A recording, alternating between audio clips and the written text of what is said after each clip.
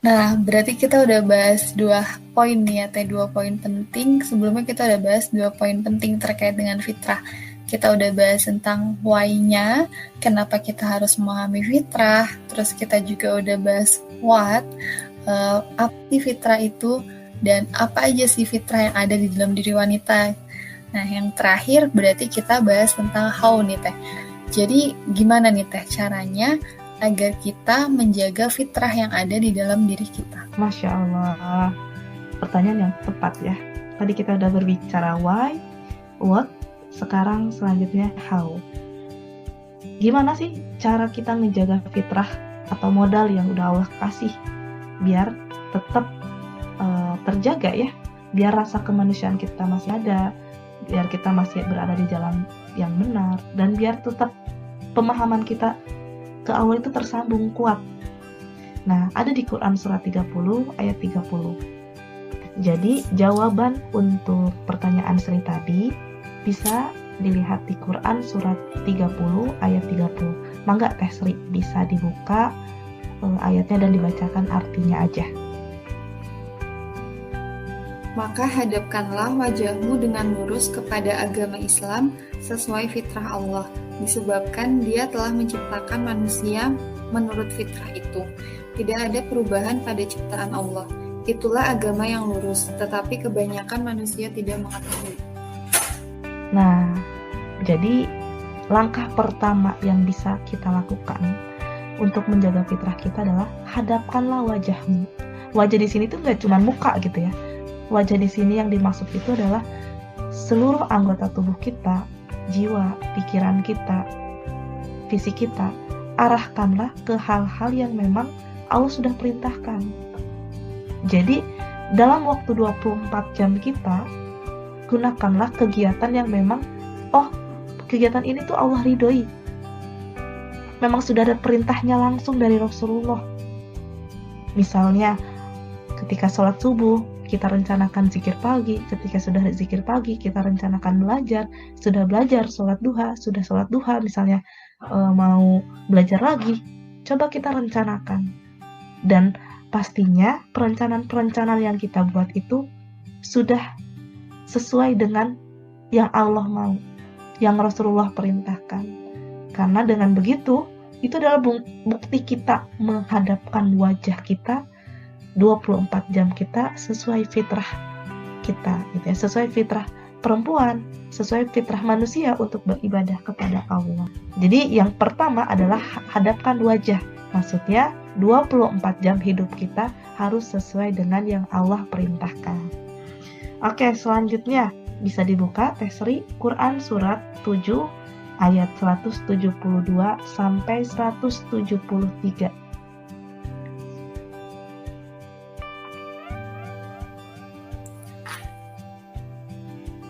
Surat 7 kan ya, Teh? Iya, Sri. Dan ingatlah ketika Tuhanmu mengeluarkan dari sulbi tulang belakang anak cucu Adam keturunan mereka, dan Allah mengambil kesaksian terhadap ruh mereka seraya berfirman, "Bukanlah aku ini Tuhanmu?" Mereka menjawab, "Betul, Engkau Tuhan kami bersaksi. Kami melakukan yang demikian itu agar di hari kiamat kamu tidak mengatakan, sesungguhnya ketika itu kami lengah terhadap ini. Atau agar kamu tidak mengatakan, sesungguhnya nenek moyang kami telah mempersekutukan Tuhan sejak dahulu, sedang kami adalah keturunan yang datang setelah mereka. Maka apakah engkau akan membinasakan kami karena perbuatan orang-orang dahulu yang sesat?" Nah, di ayat itu menjelaskan bahwa kita sudah punya mithaq. Apa itu mithaq? Mithaq itu adalah perjanjian. Kita sudah punya perjanjian dengan Allah. Wah, kapan tuh janjinya ya? Janjinya ketika kita sedang ada di alam roh. Di mana di sini Allah mengatakan,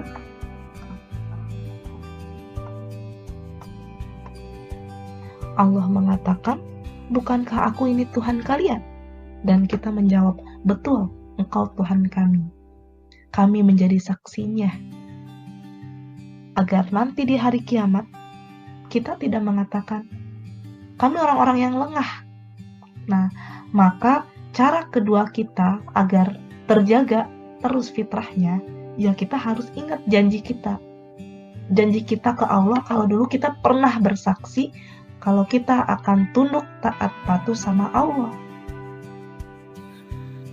Terus gimana Teh? Kan belum semua mengerti gitu ya, pernah melakukan perjanjian. Terus harus gimana Teh kalau kayak gitu? Nah, benar banget ya. Gimana nih masalahnya ketika kita dilahirkan, keilmuan kita belum sanggup untuk mengingat masa itu, masa kita di alam roh. Maka kita punya tugas untuk mencari yang namanya kebenaran. Makanya hati kita jauh di lubuk paling dalam pasti bertanya-tanya, sebenarnya aku hidup untuk apa sih? Ntar kalau udah mati aku ngapain? Terus aku tuh sekarang harus ngapain? Pasti pertanyaan itu akan selalu ada. Jadi 3 pertanyaan yang akan Allah tanamkan dalam hati setiap manusia yang baru. Bukan baru ya, maksudnya yang dilahirkan ke dunia ini pasti akan bertanya 3 hal. Aku tuh diciptain untuk apa? Dan aku harus ngapain? Aku nanti bakal ngapain kalau habis mati gitu. Dan 3 hal itu harus kita cari tahu jawabannya. Maka orang yang nanti pertanggungjawabannya berat di akhirat adalah orang yang sudah pernah punya pertanyaan seperti itu dalam hatinya, namun dia lengah dan tidak mencari tahu. Padahal jawaban dari 3 pertanyaan itu adalah ayat ini. Ayat di mana kita ternyata sudah berjanji, sudah mitsak, sudah bersaksi bahwa kita hanya akan menaati Allah ketika dilahirkan di dunia. Gitu. Nah, selanjutnya langkah ketiga ada dalam hadis riwayat Hakim, di mana Rasulullah pernah bersabda, malu dan iman senantiasa berjajar bersama. Apabila salah satunya dicabut, maka hilanglah yang lainnya.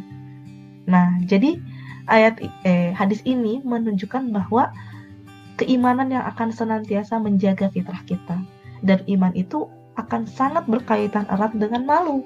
Makanya ada juga hadis yang mengatakan malu itu sebagian dari iman, ya kan? Karena emang gak akan jauh-jauh antara malu dan iman. Tapi perlu kita highlight dulu nih, malu yang dimaksud itu malu yang kayak gimana? Ketika kita show up untuk menegakkan keadilan, kita berani public speaking untuk dakwah, kita berani mendobrak diri kita padahal kita gak enak gitu ya, itu bukan zona nyaman kita, tapi kita memberanikan diri, gak malu-malu gitu, itu boleh, itu diperbolehkan gitu, kita melawan rasa malu kita. Tapi malu yang di sini adalah malu dalam rangka kita menjaga 3 hal yang ada dalam perempuan, yaitu izzah, ifah, dan muru'ah. Nah, pasti kita sering dengar ya 3 hal ini, dimana izzah itu adalah kemuliaan. Kita tadi udah tahu nih kedudukan perempuan ini ternyata mulia tadi ya, dengan 3 fitrah yang sudah Allah kasih. Jadi itu adalah sebuah izzah bagi seorang perempuan. Yang kedua, ifah, dimana kita juga diberikan hawa nafsu. Maka ifah ini adalah rasa kita menahan diri kita dari nafsu yang tidak baik, dari dorongan nafsu yang seringkali membuat kita melewati batas.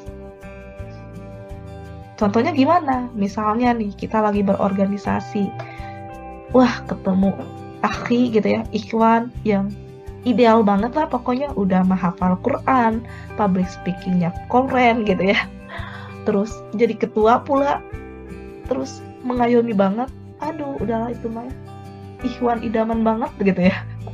Akhirnya kita sulit menahan ifah kita ketika ada rapat yang harusnya jaga hijab, tidak menundukkan pandangan. Akhirnya kita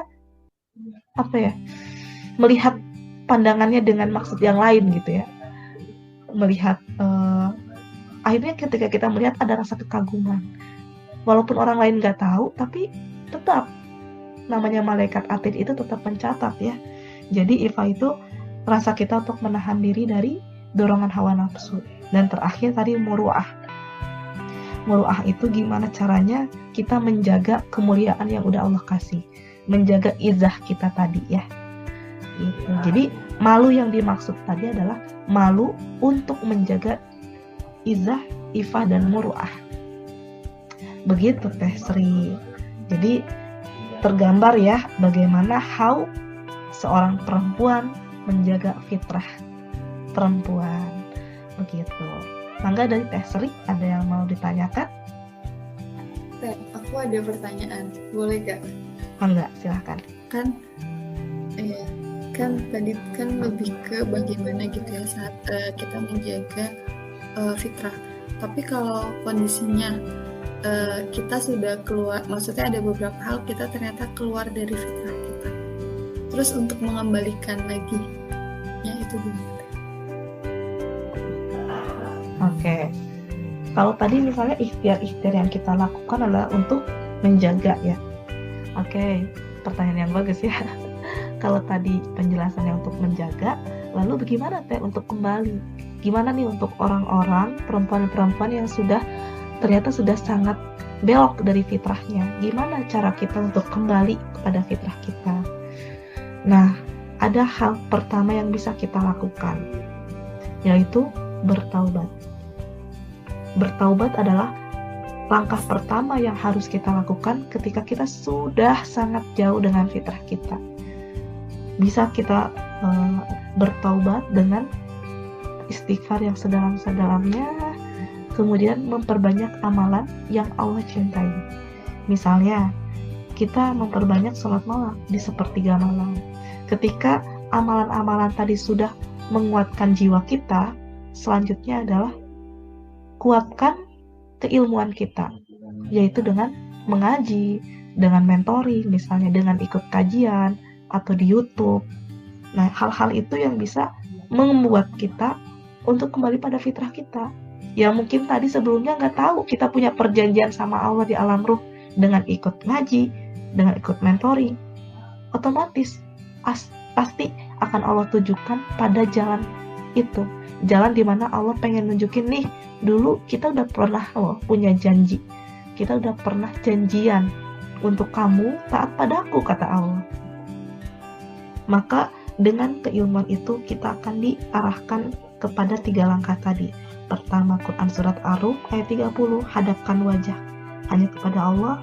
Kedua, Quran Surat 7 ayat 172 sampai 173 untuk kita mengingat perjanjian kita dengan Allah.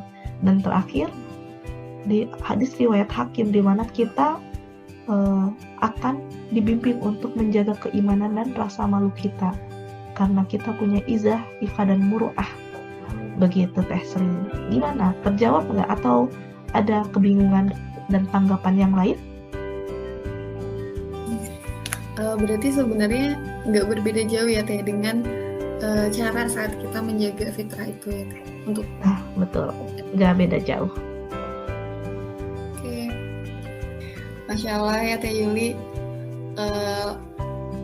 Sharingnya sangat daging gitu, mulai dari tadi ya why-nya kenapa kita harus gitu ya memahami fitrah, terus juga ke apa sih itu fitrah, terus tadi juga terakhir ya tentang bagaimana kemudian kita menjaga ya agar fitrah itu tetap terjaga di dalam diri kita. Nah, mungkin karena ternyata kita udah lama ya Teh ngobrol-ngobrolnya nggak kerasa. Iya, gak kerasa. Nggak kerasa, sudah lama. Sebelum kita tutup, boleh mungkin ya Teh dari Teh Yuli sedikit atau banyak juga nggak apa-apa closing statement buat kita-kita. Oke. Ya, alhamdulillah ya. Semoga bisa cukup dipahami untuk why kita harus paham fitrah dan apa aja sih fitrah itu dan gimana cara kita jaga dan kembali ke fitrah. Nah, semoga dengan fitrah tadi kita bisa jadi sebaik-baik hamba di hadapan Allah. Dan pastinya dengan kita memahami fitrah, maka kita akan bisa selesaikan setiap amanah kita. Termasuk amanah kita dalam menjadi anak, amanah kita dalam menjadi mahasiswa, amanah kita dalam menjadi staf atau ketua tim, ketua divisi, admin, sampai ketua departemen dan tumers dan lainnya. Jadi itu ketika kita sudah merasa lelah, sangat lelah dengan setiap tugas-tugas ini yang tidak pernah ada ujungnya, maka waktunya kita kembali muhasabah. Sebetulnya untuk apa kita di sini? Sebetulnya untuk apa kita menjalankan tugas-tugas ini? Lelah itu hal yang wajar, yang manusiawi. Tapi ketika kelelahan kita membuat kita ingin berhenti, itu yang tidak wajar. Maka kembali lagi kita cek niat kita, sebetulnya untuk apa kita di sini, atau jangan-jangan kelelahan kita itu ternyata memang kita tujukan untuk niat yang belum lurus. Akhirnya kita ingin berhenti, kita ingin mogok. Dan ketika kita menemukan ketidakidealan, kita protes dengan hal itu. Padahal bisa jadi ketidakidealan dalam suatu kondisi itu adalah proses Allah menunjukkan jalan fitrah kita. Yang mungkin awalnya kita harus ketemu tim yang ideal, yang sama-sama jago eksekusi, jago konsep. Ternyata di karisma banyak menemukan ketidakidealan. Bisa jadi itu proses kita untuk memahami diri kita. Oh, ternyata kita ini dikasih rohim loh, dikasih rasa kasih sayang. Artinya ketika kita nemuin orang yang gak ideal, ini waktunya aku belajar untuk mentransfer kasih sayang aku, memahamkan gimana nih agar orang ini paham program kerja karisma yang ini, agar dia paham value to pimp karisma. Oh iya, ketika ada orang yang masih gak ngerti juga nih gimana sistem penilaian di karisma, yang gak cuman orientasinya proker aja. Oh, aku punya tugas nih buat mentransfer. Kalau di sini kita kerja sama loh, nggak cuman selesai proker doang. Di sini kita bareng-bareng loh, karena ini di sini kekeluargaan gitu. Jadi itu adalah proses-proses yang membawa kita pada sifat fitrah kita.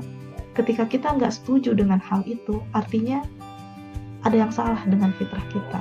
Artinya kita sudah terlalu jauh, akhirnya kita nggak menerima ketidakidealan itu. Maka pesan terakhir teteh gitu ya untuk adik-adik yang mendengarkan ini, yuk kita pahami lagi dan kita luruskan lagi tujuannya. Tujuannya itu untuk apa? Kalau tujuan kita hanya untuk Allah, maka sepanjang jalan menemukan kesulitan dan lika-liku perjalanan, kita akan menikmati hal itu. Kita akan merasakan bahwa ini adalah proses ujian yang Allah kasih. Dan ini adalah prosesku untuk selalu membuatku kembali pada fitrahku. Kembali menjadi manusia terbaik seperti halnya Rasulullah yang hidupnya tidak pernah sepi dari perjuangan, tidak pernah sepi dari cacian, tidak pernah sepi dari ujian, tapi justru membuatnya makin tenang, makin bahagia, dan makin dekat dengan Allah. Oke, semangat adik-adik semua, nikmati selagi kenikmatan dakwah itu masih ada. Karena dakwah itu untuk kita yang terpilih, bukan karena dakwah butuh kita, tapi kita yang butuh dakwah. Paling itu aja Teh Sri. Jazakillah khair untuk Teh Sri dan jazakumullah untuk para pendengar. Semoga bisa diambil hikmahnya dan bisa diamalkan ilmu yang baiknya. Kalau ada yang kurang, itu murni dari keterbatasan ilmu teteh. Kalau ada yang baik-baiknya, itu murni dari Allah sebagai bentuk hidayah. Semoga bisa diamalkan. Sekian. Masya Allah, Teh Yuli, closing statement yang cukup deep gitu ya. Sangat reminder gitu. Makasih Teh Yuli buat closing statement dan remindernya. Jazakallah khair Teh Yuli. Wah iya, kita Sri sudah mau meluangkan waktunya buat sharing-sharing kalian. Siap. Terima kasih juga Teh Sri sudah mau menemani perbincangan kita ya. Siap Teteh. Oke, gimana nih teman-teman dari yang udah disampaikan Teh Yuli ya? Pastinya sangat bermanfaat gitu ya apa yang disampaikan Teh Yuli. Dan semoga apa yang sudah disampaikan tadi gitu ya menjadi reminder juga untuk kita menjadi pengingat juga untuk kita bagaimana pentingnya gitu ya kita memahami fitrah, terus bagaimana kita juga memaknai proses gitu ya Teh, memaknai proses kita kayak dalam berdakwah, bahwa itu bisa menjadi jalan juga gitu untuk mengimplementasikan fitrah yang kita miliki.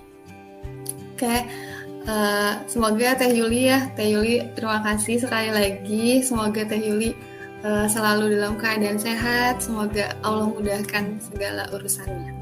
Amin.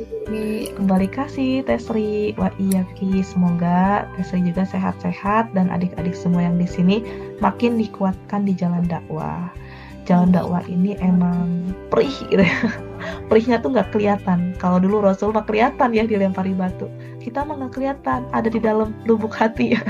Tapi insya Allah keperihan itu yang akan jadi saksi perjuangan kita di surga ya. Amin, amin, amin ya rabbal alamin.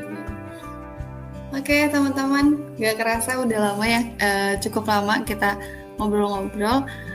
Terima kasih buat teman-teman Ahwat yang sudah mendengarkan hingga akhir, dan jangan lupa nantikan podcast-podcast selanjutnya. Sampai jumpa di podcast selanjutnya teman-teman. Wassalamualaikum warahmatullahi wabarakatuh.